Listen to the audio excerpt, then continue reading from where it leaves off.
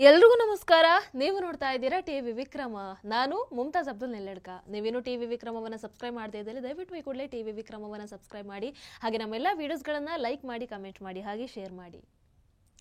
ವೀಕ್ಷಕರೇ, 144 ವರ್ಷಗಳಿಗೊಮ್ಮೆ ಬರುವಂತಹ ಕುಂಭ ಮೇಳ, ಅದ್ಯಾವ ಜನ್ಮದ ಪುಣ್ಯವೋ ನಮಗೆ ಅದನ್ನ ನೋಡುವಂತಹ ಸೌಭಾಗ್ಯ ದೊರೆತಿದೆ. ನಾನು ಕೂಡ ಸದ್ಯದಲ್ಲೇ ಪ್ರಯಾಗ್ರಾಜ್ ಹೋಗಿ ಅದನ್ನ ಕಣ್ತುಂಬಿಕೊಳ್ಳೋದಕ್ಕೆ ಕಾತುರಳಾಗಿದ್ದೀನಿ. ಆದರೆ ಒಂದಷ್ಟು ಜನ ಅಮಾವಾಸ್ಯೆಗೆ ಹುಟ್ಟಿದಂಥವ್ರು ವಾಂತಿಯಲ್ಲಿ ಮೀನು ಹುಡುಕುವಂತಹ ಕೆಲಸವನ್ನ ಮಾಡ್ತಾ ಇದ್ದಾರೆ. ಅಂಥವರಿಗೆ ಒಂದು ಸರಿಯಾದ ಉತ್ತರವನ್ನ ಕೊಡಬೇಕು ಅಂತ ಕುಂಭಮೇಳಕ್ಕೆ ಹೋಗೋ ಮುನ್ನ ಈ ಕಾರ್ಯಕ್ರಮವನ್ನ ಮಾಡ್ತಾ ಇದ್ದೀನಿ. ವಾಂತಿ ಭಾರತಿಯಲ್ಲಿ ಇತ್ತೀಚೆಗೆ ಒಂದು ಕುಂಭಮೇಳದ ಸುದ್ದಿಯನ್ನ ಹಾಕ್ತಾರೆ. ಏನಂತ? ದೊಡ್ಡವರು ಬರ್ತಾರೆ, ಮಲ ವಿಸರ್ಜಿಸ್ತಾರೆ, ನಾವದನ್ನ ತೆಗಿಬೇಕು, ನಾವು ಊಟ ಮಾಡ್ಬೇಕಲ್ಲ, ಇದೇ ಜೀವನ. ಕುಂಭಮೇಳದಲ್ಲಿ ನೈರ್ಮಲ್ಯ ಕಾರ್ಮಿಕರ ಅಳಲು.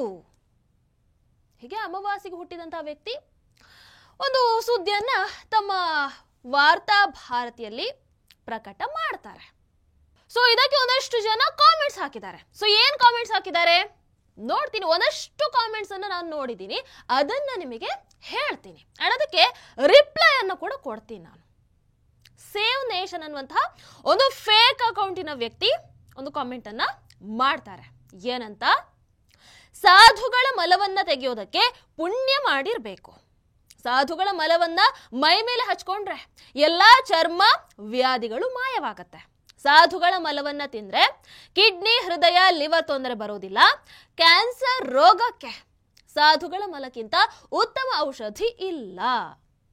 ಹೀಗೆ ಜಾಹೀರಾತಿನ ಜೊತೆಗೆ ಒಂದು ಶಾರ್ಟ್ ವಿಡಿಯೋ ವೈರಲ್ ಮಾಡಿಬಿಟ್ರೆ ಸಾಧುಗಳು, ಅದೇ ರೀತಿ ಭಕ್ತಾದಿಗಳು ಮಲ ವಿಸರ್ಜನೆಗೆ ಕುಳಿತುಕೊಂಡ್ರೆ ಸಾಧು ಭಕ್ತಾದಿಗಳು ಕೆಳಗೆ ತಟ್ಟೆ ಹಿಡಿದು ಕೂರ್ತಾರೆ. ಅಲ್ಲೀಗ ಸ್ವಚ್ಛತೆಯನ್ನ ಕಾಪಾಡಬಹುದು. ಸ್ವಚ್ಛತೆಗೆ ಹಣ ಖರ್ಚು ಮಾಡುವಂತಹ ಅವಶ್ಯಕತೆ ಇಲ್ಲ. ಈ ರೀತಿ ಕಾಮೆಂಟ್ ಅನ್ನು ಹಾಕೊಂಡಿದ್ದಾರೆ. ಹೌದು ಸ್ವಾಮಿ, ದೊಡ್ಡವರು ಬರ್ತಾರೆ, ಮಲ ವಿಸರ್ಜಿಸ್ತಾರೆ, ನಾವದನ್ನ ತೆಗಿಬೇಕು, ನಾವು ಊಟ ಮಾಡ್ಬೇಕಲ್ಲ, ಇದೇ ಜೀವನ. ಹೀಗೆ ಹಜ್ ಯಾತ್ರೆಯ ಸಂದರ್ಭದಲ್ಲೂ ಕೂಡ ಮೆಕ್ಕಾ ನೈರ್ಮಲ್ಯ ಕಾರ್ಮಿಕರು ಇದೇ ಅಳಲನ್ನ ತೋಡ್ಕೊಂಡಿದ್ರು. ಎಲ್ಲಿ ಹೋಗಿದ್ರಿ ಆಗ? ಯಾಕೆ? ಕಣ್ಣಿರ್ಲಿಲ್ವಾ? ಕಿವಿ ಇರ್ಲಿಲ್ವಾ? ಎಲ್ಲಿ ಹೋಗಿದ್ರಿ? ಅಂದಹಾಗೆ ಅಲ್ಲಿ ಬಂದಂಥವ್ರು ನಿಮ್ ಹಾಗೆ ಚೊಂಬನ್ನ ಹಿಡಿದು ಬಯಲಿಗೆ ಹೋಗುವಂಥವ್ರಲ್ಲ.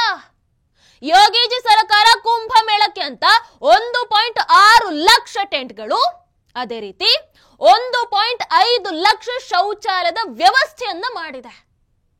ನಿಮಗೆ ನಾನು ಹೇಳೋ ಲೆಕ್ಕದ ಬಗ್ಗೆ ಏನಾದ್ರೂ ಡೌಟ್ ಇದ್ರೆ, ತಪ್ಪು ಅಂತ ಅನ್ಸಿದ್ರೆ ದಯವಿಟ್ಟು ತಾವೇ ಹೋಗಿ ಪ್ರತಿ ಶೌಚಾಲಯವನ್ನ ಇಣುಕಿ ನೋಡಿ ಲೆಕ್ಕ ಹಾಕೊಂಡು ಬನ್ನಿ.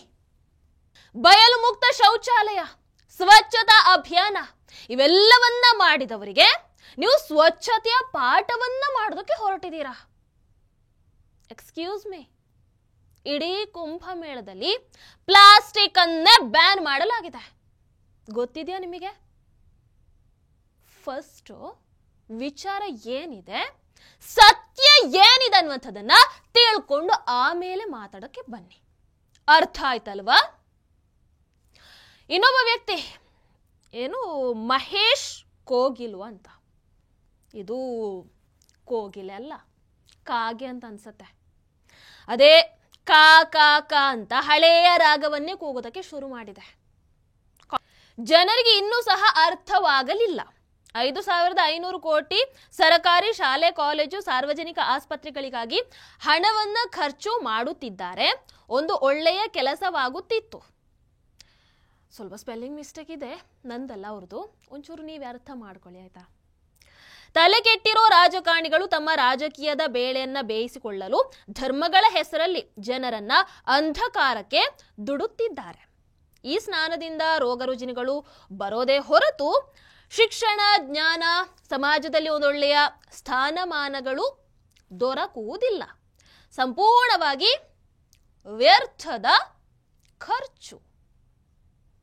ಮಿಸ್ಟರ್ ಕಾಗೆ ಅವರೇ, ರಾಮ ಮಂದಿರ ಆದಾಗ್ಲೂ ಕೂಡ ಇದೇ ಥರ ಕಾ ಕಾ ಕಾ ಅಂತ ಕೂಗ್ತಾ ಇದ್ರೆ ಅಲ್ವಾ? ಸರ್ಕಾರದ ಬೊಕ್ಕಸಕ್ಕೆ ನಷ್ಟ ಅನ್ನುವಂತಹ ನಿಮ್ಮಂಥವರಿಗೆ ಒಂದು ಲೆಕ್ಕವನ್ನು ಕೊಡ್ತೀನಿ, ಕಿವಿ ಕೊಟ್ಟು ಕೇಳಿ, ಓಕೆನಾ?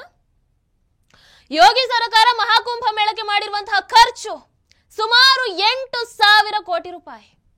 ಮಹಾಕುಂಭಕ್ಕೆ ಆಗಮಿಸುವಂತಹ ಭಕ್ತರ ಸಂಖ್ಯೆ 45 ಕೋಟಿ ಅಂತ ಅಂದಾಜು ಮಾಡಲಾಗಿದೆ. ಅಂಡ್ ಇದರಿಂದ ಬರುವಂತಹ ಆದಾಯ 2 ಲಕ್ಷ ಕೋಟಿ ರೂಪಾಯಿ. ಮೊನಾಲಿಸಾಳಂತಹ ಅದು ಎಷ್ಟೋ ಬುಡಕಟ್ಟು ಜನಾಂಗದವರಿಗೂ ಕೂಡ ವ್ಯಾಪಾರವನ್ನ ಮಾಡಿಕೊಟ್ಟಿದೆ. ಇದು ಹೊಟ್ಟೆ ಪಾಡಾಗಿದೆ, ಅವರಿಗೊಂದು ಜೀವನವನ್ನ ಕಟ್ಟಿಕೊಟ್ಟಿದೆ. ಅರ್ಥ ಆಯ್ತಾ? ಇನ್ನೊಬ್ಬ ಅಭಿ ಅಂತ, ಈತ ಏನ್ ಹೇಳ್ತಾನೆ ಅಂತ ಹೇಳಿದ್ರೆ, ಎಲ್ಲರೂ ಗಾಂಜಾ ಡ್ರಗ್ಸ್ ಸಾಧುಗಳೇ. ಆಮೇಲೆ ಇನ್ನೊಂದು ಲೈನ್ ಬರ್ತಿದ್ದಾನೆ, ಅಂತಹ ಹೊಲಸು ಶಬ್ದಗಳು ನನ್ನ ಬಾಯಲ್ಲಿ ಬರಲ್ಲ ಅಂಡ್ ನನಗೆ ಅದನ್ನು ಹೇಳೋದಕ್ಕೆ ಸಾಧ್ಯನೂ ಇಲ್ಲ. ಮಿಸ್ಟರ್ ಅಭಿ ಅವರೇ, ಹಿಂದೂಗಳು ಧಾರ್ಮಿಕತೆಯ ಆಳಕ್ಕೆ ಇಳಿದ್ರೆ ಅವರು ಸನ್ಯಾಸಿ ಆಗ್ತಾರೆ. ಅದೇ ನಿಮ್ಮಂಥವರು ಧಾರ್ಮಿಕತೆಯ ಆಳಕ್ಕೆ ಇಳಿದ್ರೆ ಭಯೋತ್ಪಾದಕರಾಗ್ತಾರೆ. ಸಾಕಲ್ವಾ ಇಷ್ಟು? ಅಫ್ಕೋರ್ಸ್ ಇಷ್ಟು ಸಾಕು ಅಂತ ಅಂದ್ಕೊಳ್ತೀನಿ. ಅರ್ಥ ಆಗಿರುತ್ತೆ, ಯಾರಿಗೆ ಅರ್ಥ ಆಗಬೇಕೋ ಅವರಿಗೆ ಅರ್ಥ ಆಗಿರುತ್ತೆ. ಇನ್ನು ಮತ್ತೊಬ್ಬ ಅಮನ್ ಶಾ ಏನ್ ಹಾಕಿದ್ದಾನೆ ಅಂದ್ರೆ, ಇದಕ್ಕೆ ಮುಂಚೆ ಬ್ರಿಟಿಷರ ಕಾಲದಲ್ಲಿ ನಡೆದಿದ್ದ ಪ್ರಾಬ್ಲಮ್ ಇರುತ್ತೆ ಅವ್ರು ಬರೆದಿರೋದ್ರಲ್ಲಿ, ನೀವೇ ಒಂದು ಸ್ವಲ್ಪ ಅರ್ಥ ಮಾಡ್ಕೊಳ್ಬೇಕಾಗತ್ತೆ. ಅಂದಿನ ಸರ್ಕಾರ ಇವರಿಗೆ ಎಲ್ಲಾ ರೀತಿಯ ಸವಲತ್ತನ್ನ ನೀಡಿ ಕಾವಲು ನೀಡಿತ್ತ. ಅದಕ್ಕೂ 144 ವರ್ಷ ಮುಂಚೆ ಅಂದ್ರೆ ಮೊಘಲರ ಕಾಲದಲ್ಲಿ ಆಯ್ತು. ಹೋಗ್ಲಿ, 144 ವರ್ಷ ಹಿಂದಿನ ಕಥೆನೇ ಇಟ್ಕೊಳ್ಳೋಣ.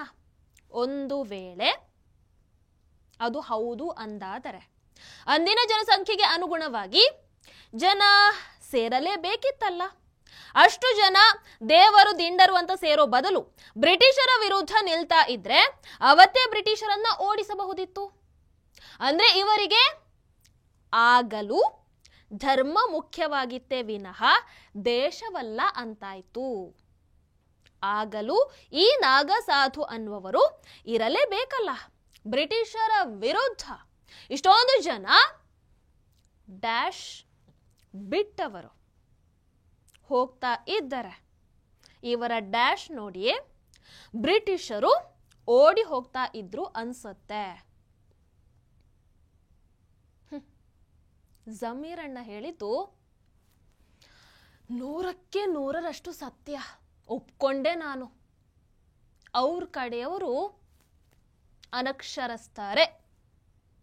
ಅಯ್ಯೋ ಮುಟ್ಟಾಳ, 1664ರಲ್ಲಿ ನಿನ್ನ ಅಜ್ಜ ನಿನ್ನ ಪಿಜ್ಜಂದಿರು ಡ್ಯಾಶ್ ತೋರಿಸ್ಕೊಂಡು ಓಡೋ ಹಾಗೆ ಮಾಡಿದ್ದು ಇದೇ ನಾಗ ಸಾಧುಗಳು.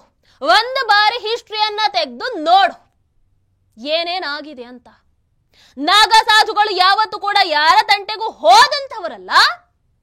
ಯಾರಾದ್ರೂ ಅವರ ತಂಟೆಗೆ ಬಂದ್ರೆ ಸುಮ್ಮನೆ ಅಂತೂ ಇರೋರಲ್ಲ. ಹಾ, ಇನ್ನು ಆ ಕಾಮೆಂಟ್ ಅಲ್ಲಿ ಅದ್ಯಾವುದೋ ಒಂದು ಭಾಗದ ಬಗ್ಗೆ ಮಾತಾಡಿದ್ಯಲ್ಲ, ಹಾ ಅರ್ಥ ಆಯ್ತಲ್ವಾ? ಎಸ್, ಆ ಭಾಗದಲ್ಲಿ ತಮಗೆ ಧಮ್ ಇದ್ರೆ ಅವರ ಮುಂದೆ ನಿಂತು ಅವರನ್ನ ಕೆಣಕಿ ನೋಡು, ಗೊತ್ತಾಗತ್ತೆ. ಇನ್ನು ನೆಕ್ಸ್ಟ್ ಕಾಮೆಂಟ್, ಆರ್ಟ್ ಅಟ್ಲಿ. ಇದ್ಯಾವುದೋ ಒರಿಜಿನಲ್ ಅಕೌಂಟ್ ಅಂತ ಅನ್ನಿಸ್ತಿಲ್ಲ, ಆಗಿರೋದಕ್ಕೆ ಚಾನ್ಸು ಇಲ್ಲ ಬಿಡಿ, ಯಾವುದೋ ಫೇಕ್ ಅಕೌಂಟೇ ಆಗಿರುತ್ತೆ. ಆದ ಕಾಮೆಂಟ್ ಮಾಡ್ತಾನೆ ಏನಂತ, ನಾನು ಹೋಗಿದ್ದೆ, ಇಲ್ಲಿ ಇರುವಷ್ಟು ಗಲೀಜು ಇಡೀ ವಿಶ್ವದಲ್ಲಿ ಇನ್ನೆಲ್ಲೂ ನೋಡಲು ಸಾಧ್ಯವಿಲ್ಲ. ಎಲ್ಲಿ ನೋಡಿದರೂ ಅವ್ಯವಸ್ಥೆ, ಬಟ್ಟೆ ಇಲ್ಲದ ಜನರು. ಫಸ್ಟ್ ಆಫ್ ಆಲ್ ತಮ್ಮಂತಹ ಕೊಳಕು ಮನಸ್ಥಿತಿಯವರನ್ನ ಅಲ್ಲಿಗೆ ಹೇಗೆ ಬಿಟ್ಕೊಂಡ್ರು ಅನ್ನೋದೇ ದೊಡ್ಡ ಪ್ರಶ್ನೆ. ಅಲ್ಲಿ ಹೋದ ಮೇಲೂ ತಮ್ಮ ಈ ಕೊಳಕು ಹೋಗಿಲ್ಲ ಅಂತ ಅಂದ್ರೆ ಇನ್ನು ಅದು ಎಷ್ಟು ಕೊಳಕಿರಬಹುದು ಅಲ್ವಾ? ಫಸ್ಟ್ ಅದನ್ನ ಕ್ಲೀನ್ ಮಾಡ್ಕೊಳ್ಳಿ, ಆಮೇಲೆ ಬೇರೆ ಮಾತಾಡಕ್ ಬನ್ನಿ. ಅಂಡ್ ಮಿಸ್ಟರ್ ಆಟ್ಲಿ ಅವರೇ, ತಮಗೆ ಕುಂಭಮೇಳವೇ ಗಲೀಜಾಗಿ ಕಾಣಿಸ್ತು ಅಂತ ಹೇಳಿದ್ರೆ ನಿಮ್ಮವರು ವಾಂತಿ ಮಾಡ್ಕೊಂಡಿರೋ ಜಾಗದಲ್ಲಿ ಅದು ಹೇಗೆ ಬದುಕ್ತಾ ಇದ್ದೀರಾ? ಅಲ್ಲ, ಕರೆಕ್ಟು. ಈ ಹಂದಿಗಳಿಗೆ ತಾನಿರೋ ಹೇಸಿಗೆ ಜಾಗನೇ ಶ್ರೇಷ್ಠ ಅಂತ ಅನ್ಸುತ್ತೆ. ಬೇರೆ ಎಲ್ಲ ಕೂಡ ಕೊಳಕಾಗೆ ಕಾಣಿಸುತ್ತೆ. ಏನು ಮಾಡೋಕ್ಕಾಗಲ್ಲ, ಕಾಮಾಲೆ ಕಣ್ಣಿಗೆ ಕಾಣೋದೆಲ್ಲ ಹಳದಿನೇ ಅಲ್ವಾ? ಅವ್ರು ಯಾರೋ ಅಮಾವಾಸ್ಯೆಗೆ ಹುಟ್ಟಿದಂಥವರು ವಾಂತಿ ಮಾಡ್ಕೊಳ್ತಾರೆ. ಅಂಡ್ ಆ ವಾಂತಿಯಲ್ಲಿ ಮೀನು ಹುಡುಕುವಂಥ ನಿಮ್ಮಂಥವರಿಗೆ ಮಾನ ಮರ್ಯಾದೆ ಚೂರಾದ್ರೂ ಇರಬೇಕಲ್ವಾ? ಇಲ್ಲ, ಏನ್ ಮಾಡೋದು? ಇಡೀ ದೇಶ ಮಹಾಕುಂಭಮೇಳವನ್ನ ಅತ್ಯಂತ ಸಂಭ್ರಮದಿಂದ ಸಂಭ್ರಮಿಸ್ತಾ ಇದೆ. ಎಷ್ಟು ಖುಷಿ ಪಡ್ತಾ ಇದ್ದಾರೆ ಎಲ್ಲರೂ ಕೂಡ.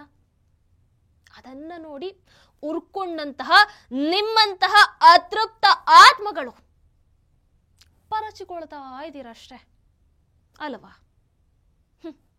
ಒಂದು ಸಜೆಷನ್ ಕೊಡ್ತೀನಿ ನಿಮಗೆ, ಜಾಸ್ತಿ ಪರಚ್ಕೊಳಕ್ ಹೋಗ್ಬೇಡಿ. ಆಮೇಲೆ ಕೆರ್ಕೊಂಡು ಹೊಗೆ ಹಾಕಿಸ್ಕೊಳ್ಬೇಕಾಗತ್ತೆ. ಹುಷಾರಾಗಿರಿ ಆಯ್ತಾ? ಸ್ವಲ್ಪ ಹುಷಾರಾಗಿರಿ. ನಮಸ್ಕಾರ. ಟಿವಿ ವಿಕ್ರಮ, ದೇಶ ನಿಮ್ಮ ಕೈಯಲ್ಲಿ. ಈ ಕಾರ್ಯಕ್ರಮ ನಿಮಗೆ ಇಷ್ಟ ಆಗಿದ್ದಲ್ಲಿ ಲೈಕ್, ಶೇರ್ ಹಾಗೂ ಕಮೆಂಟ್ ಮಾಡಿ. ಟಿವಿ ವಿಕ್ರಮದ ಕಾರ್ಯಕ್ರಮಗಳನ್ನು ನಿರಂತರವಾಗಿ ವೀಕ್ಷಿಸಲು ಸಬ್ಸ್ಕ್ರೈಬ್ ಮಾಡಿ, ಬೆಲ್ ಐಕನ್ ಒತ್ತಿ.